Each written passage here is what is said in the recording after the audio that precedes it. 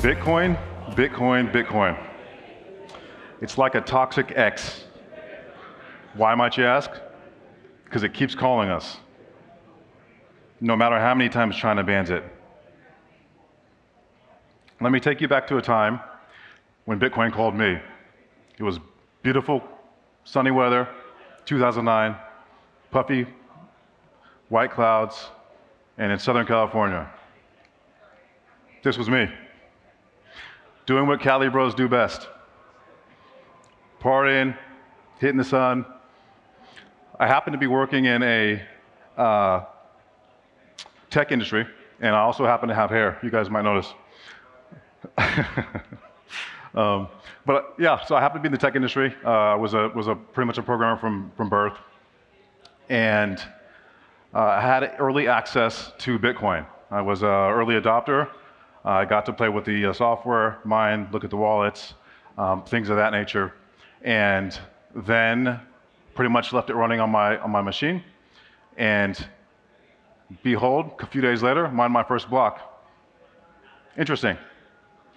Very interesting. I shut it off and went back to doing real work, programming. So, moral of the story, I tell everybody this because I don't want you to let opportunity pass you by now, just like it did me.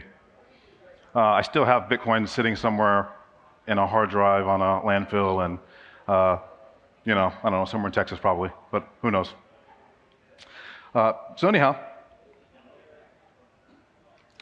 my belief is that Bitcoin will actually become the de facto utility for infrastructure.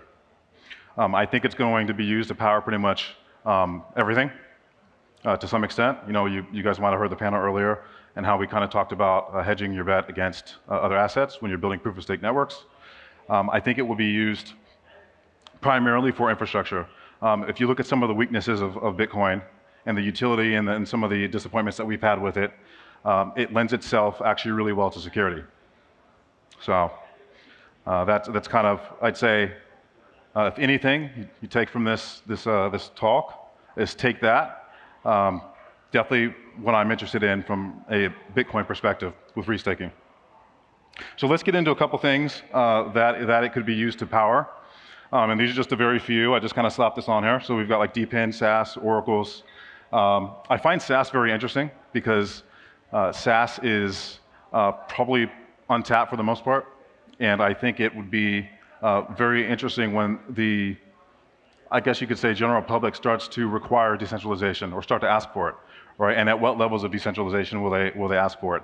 And so not everybody is going to want to go through the hassle of bootstrapping a liquidity network and going out and bringing the VCs in. They're just going to want to say, hey, I have something decentralized. I've got 10 nodes, I've got 20 nodes, maybe 100 nodes, but it's decentralized nonetheless, right? And it's using technologies like Dopamine. Yeah, so bridges, DA, there's a whole host. So pretty much anything that proof of stake or relies on proof of stake could, in theory, use some form of Bitcoin restaking. I believe that chain fusion is one of the best actual routes forward for interoperability.